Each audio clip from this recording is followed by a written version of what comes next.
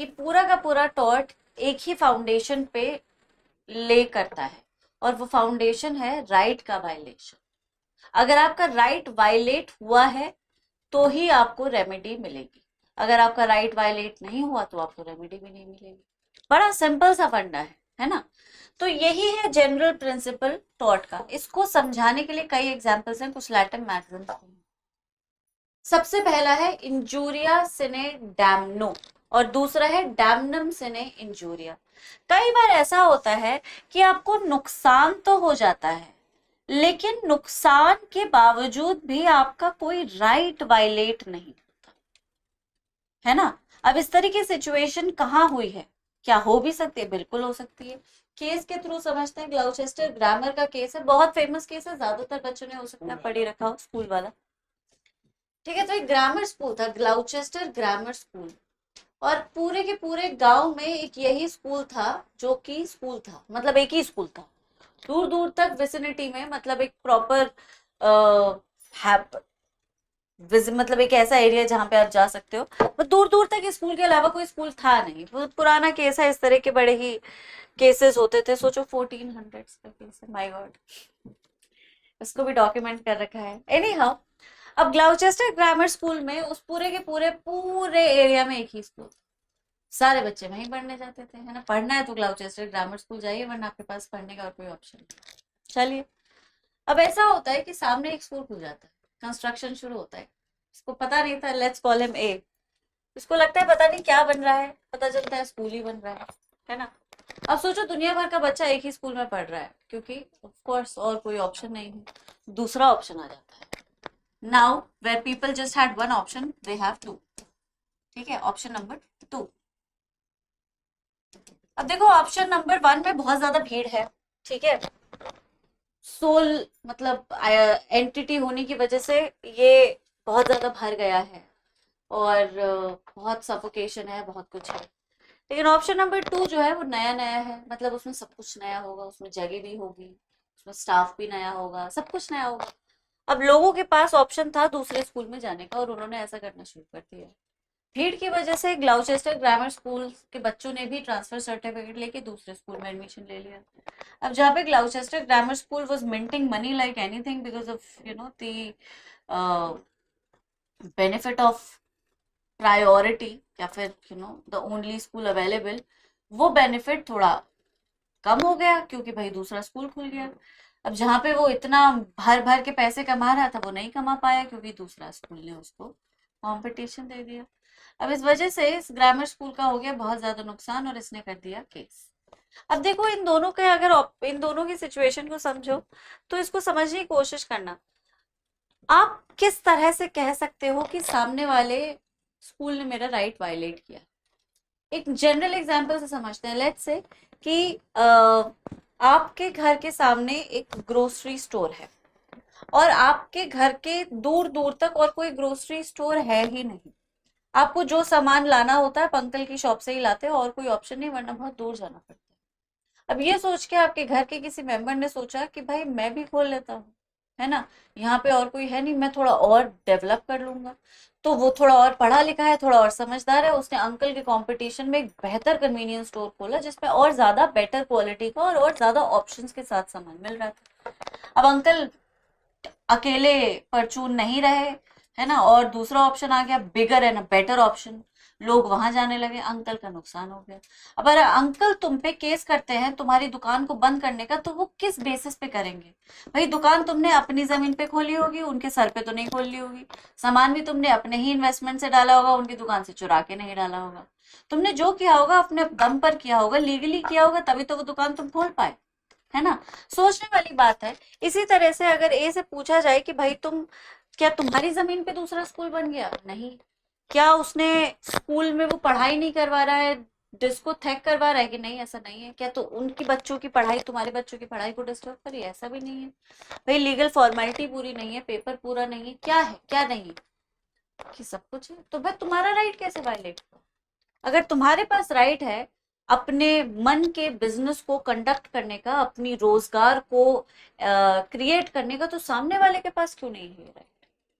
Just like your right, the other person also has the same right. अब वो अपने livelihood में तुम्हारे जैसा ही बिजनेस खोलना चाहता है तो तुम उसे किस तरह से रोको? अगर मेरी ज्वेलरी की शॉप है तो क्या सामने वाला ज्वेलरी की शॉप नहीं खोल सकता? बिल्कुल खोल सकता है। अगर मैं लीगल रीजनिंग पढ़ा रही हूँ तो क्या कोई और इस सब्जेक्ट मैटर का एक्सपर्ट नहीं हो सकता? बिल्कुल हो सकता है ना भाई? एक अकेला आदमी एक ही चीज में मोनोपोली कैसे लेकर जा सकता? नहीं लेकर जा सकता। In fact we have laws in place that prevent it from happening. Monopoly की वजह से आर्बिट्रेरीनेस आ जाती है, प्राइसेस अनएनकम्बर्ड हो जाते हैं, बहुत ज्यादा परेशानियां आ जाती हैं। तो कंपटीशन को रोकने के लिए जरूरी है कि मोनोपोली, सॉरी, हेल्दी कंपटीशन को बनाए रखने के लिए जरूरी है कि मोनोपोली कभी भी ना आए। आप मेरी बात समझ रहे हैं? तो अब यहाँ पे अगर देखा जाए तो डैमेज तो है भाई। बच्चों ने एडमिशन लेना बंद कर दिए, बच्चों ने ट्रांसफर सर्टिफिकेट ले लिए, बहुत सब कुछ हुआ, तो डैमेज तो हुआ ही है। There is a very prominent damage. लेकिन ये डैमेज जो हुआ वो किसी भी राइट को वायलेट किए बिना ही हो गया। समझ रहे हो मेरी बात? ये जो इसने डैमेज किया वो किसी भी राइट को वायलेट करके नहीं किया। उसने अपनी जमीन पे स्कूल खोला, पूरी लीगल वायले वो फॉर्मेलिटीज के साथ खोला, और उसने स्कूल ही खोला। उसने कोई ऐसा स्ट्रक्चर क्रिएट नहीं किया जो ग्लाउचेस्टर की ग्रामर स्कूल को डिस्टर्ब करता। ठीक है? तो डैमेज के बावजूद भी कोई राइट वायलेट नहीं हुआ, और जब कोई राइट ही वायलेट नहीं हुआ तो रेमेडी किस चीज की? समझ रहे हैं आप मेरी बात? ये है टॉर्ट का अंडरलाइन फाउंडिंग प्रिंसिपल, जिसे हम कहते हैं उबी जस इबी रेमेडियम।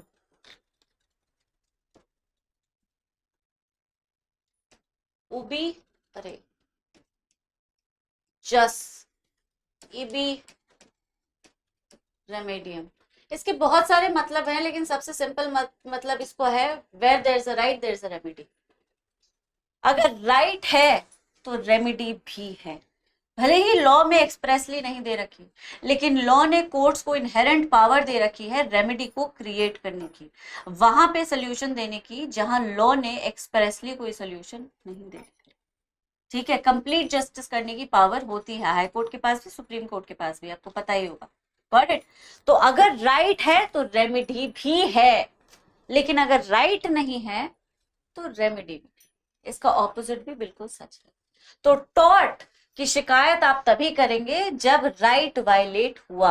आपको रेमेडी सोल्यूशन तभी मिला जाएगा जब प्रॉब्लम है।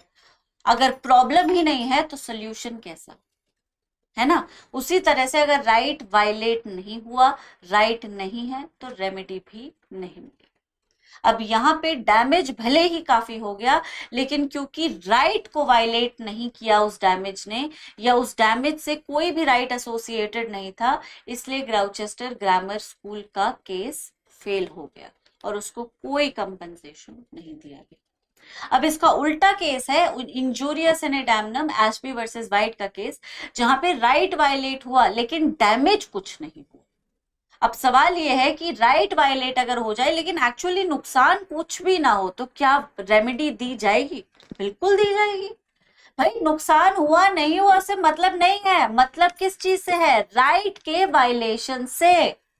अगर राइट वायलेट नहीं होता है, सॉरी, राइट वायलेट हो जाता है और मेरा एब्सोल्युटली कोई नुकसान नहीं होता है, तो मैं सू कर सकती हूँ।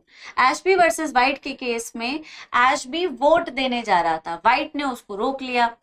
अब रोकने की वजह से पोलिंग खत्म हो गई, वो वोट नहीं दे पाया। जिस कैंडिडेट को वो वोट देने जा रहा था वो एक्चुअली जीत भी गया।